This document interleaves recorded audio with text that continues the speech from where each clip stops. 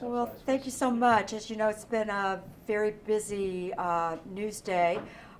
We are very much moving forward with thinking about the success of our students here at California State University, Bakersfield, and thinking about also how we can take precautions with the scare with the COVID-19 virus.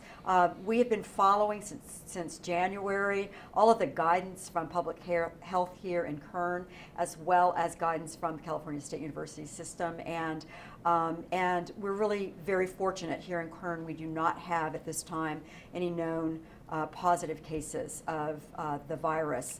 And we're being ever vigilant on that. But we've been following guidance since January. We have an emergency preparedness team that has been prepared, actually, if this day should have come. With the heightened news this week and the decisions made in particular by the NCAA, by the NBA, by the WAC tournament, as well as announcements from President Trump about travel, there's been a heightened anxiety that we've heard from students here at CSUB. So we knew this was a time that we really needed to move forward. Even without cases here in Kern, we wanted to respond and listen to what they were concerned about. And so today we have announced that CSUB will immediately transition to what we are calling alternative delivery of our coursework from this day until the end of the semester. Now, what this means is that we are in the middle of midterms, and students are always stressed at midterms, so we will allow them to have their face-to-face midterms continued through next week. But starting on Monday of the following week, we will be transitioning with the faculty. We'll have 4 work days in which classes will be suspended. So work without classes here at CSUB for 4 days. And what we'll be doing during those 4 days is we'll be giving resources to the faculty and to the staff to convert their coursework into alternative forms of delivery. Let me give you an example of what those could be. It could be online. It could be to use YouTube. It could be to use Zoom. It could be to use email. So there'll be optional choices for faculty dependent on their curriculum. 4 days of that professional development, we've invested money to make sure that the faculty have resources, things like learning modules, equipment that they might need for their computers, so that they can have very high quality delivery for those students. Now, once the 4 days are over and we are at Friday, we will then have an expectation that from that day to the end of the semester, including finals, all courses will be taught in alternative delivery modes. So we will not have face-to-face classes. There will be some exceptions to that. So students that are in studio art, students that have STEM labs that obviously cannot be converted to alternative modes of delivery, those that have performances or ensembles, they will have exceptions, and that will continue throughout the semester. Students that also have internships, field placements, clinicals like nursing, they are allowed to carry on with those experiences. We're very much wanting them to continue in normality with those important experiences.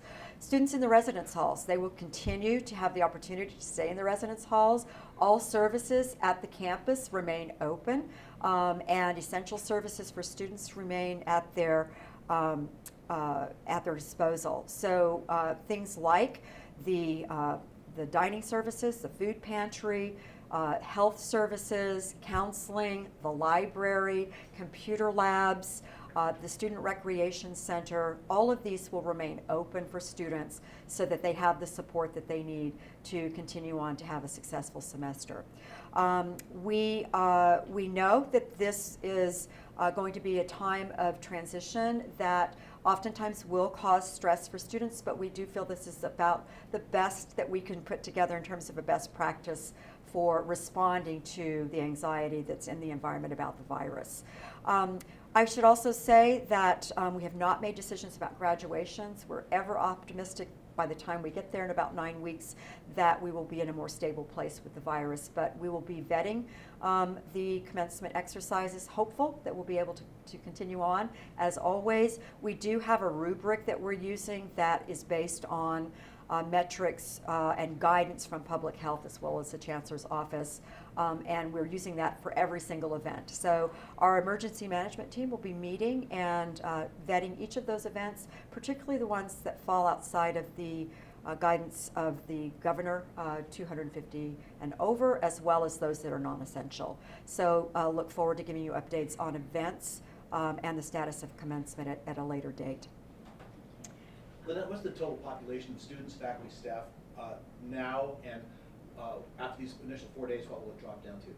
So on campus, so we have 11,000 students on campus roughly. I'll get you the numbers on the faculty and staff numbers as a combination. Faculty and staff are required to be here, so that will not be a changed population. Now, in the event that there's a faculty or staff member that has a health compromise or is requesting time to care for children, those are on a case-by-case basis. So we'll monitor attendance. But for students, again, students that are working on campus or services on campus, they'll be on our campus. So it's not as if we'll see an absence of students on our campus, but the face-to-face learning will not be happening on our campus. We are going to actually be assessing attendance on our campus so that we can give you a better, accurate estimate of that. So get back with you on those numbers. Is CSU as an organization doing this across the board, or is this really a school-by-school? This is a school-by-school decision, and it really is based on the region that you're in. So you probably read that some schools like San Francisco State, in a totally different environment where there's multiple cases of positives and growing numbers, and their action was more severe and quicker in terms of how they move forward on it.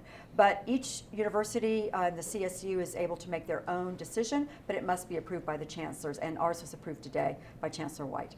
Is there any taking note of when it comes to the possibility of someone being tested, whether or not they were out of town or visiting an area where we had positive tests occur? So again, we do know that people travel, but we are actually monitoring folks that might have been a susceptible area. We're seeing no cases among faculty, staff, or students that are returning from areas.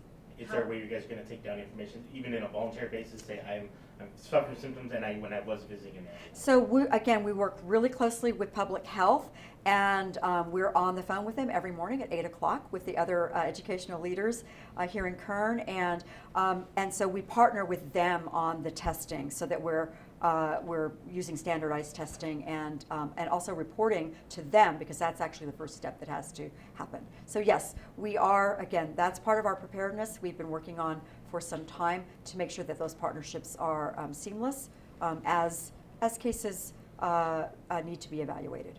How are study abroad programs impacted? Study abroad has been impacted, so our students that had plans to study abroad, they have all been postponed. We don't want to disappoint the students, so most of those students we have been able to think about how to reschedule those in the fall or the spring. Those students that are abroad, those that have finished their term have come home. They've gone through the necessary time of watching to make sure that they're well. And then we have about 7, I believe, that are still abroad in their program, and we'll continue to evaluate them on a case-by-case basis. Where abroad are they? That is a question that I'm going to have to get back to you on. I don't have those in my head detail by detail on those 7. Have you announced this to the broader student body yet? And if so, what kind of reaction are you getting? Just announced it just a few minutes ago, and I expect to get a mixed response, because this will be a surprise to some, but a relief to others. So I do know I've spoken with our student body president, and he has been advising me on this decision throughout, and so he is very realistic. He said some students will be very relieved to know there is a plan in place that they can find dependable, and others will not like the change, and there'll be questions that might come up about, well, will this be the same as face-to-face, which is perhaps what they might prefer. So I think it will be received differently, but I think as we go on and especially as we use best practices to make sure that this alternative delivery is the best that we can do, I think students will realize that this is an opportunity to learn in a different way and for faculty to teach in a different way. And I'm very hopeful that students will actually find a benefit from it. What would you say to a student that says, hey, I signed up because I wanted a classroom experience, a face-to-face, an interaction with my professor? Well, I have those. I have those in my office. And she was saying, well, you know what? That professor needs to see my face when I don't get that math problem. And I said, but he may choose Zoom, so he'll see your face. And he'll be able to give you that kind of a feedback. So I'm hopeful that the faculty, we're a very mission-driven faculty and staff, so I'm very confident that our faculty are going to be very sensitive to the students' needs right now, and that they will be open to students coming for office hours and giving them additional help as needed. How do you personally feel about the overall plan that we're seeing taking place with the NBA canceling and the travel bans and all these actions that have been taken across the country? Again, it's been for us. I've been involved since January, almost on a daily basis, in decision making with other leaders in our city and our county.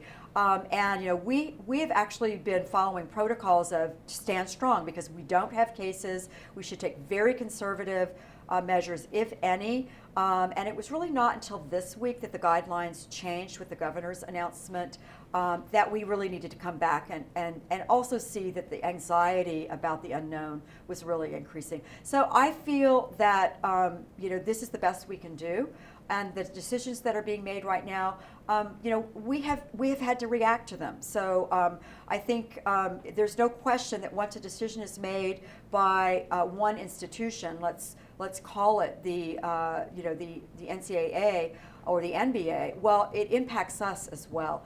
That's why when we're on the line with public health in the morning at 8 o'clock, we have all the other educational leaders. This morning, I shared with them the intention that we'd be moving forward, because I know that my decision will also impact them, and also the perception of what's happening in Kern. So people are trying to make the best decisions possible, but there is a lot of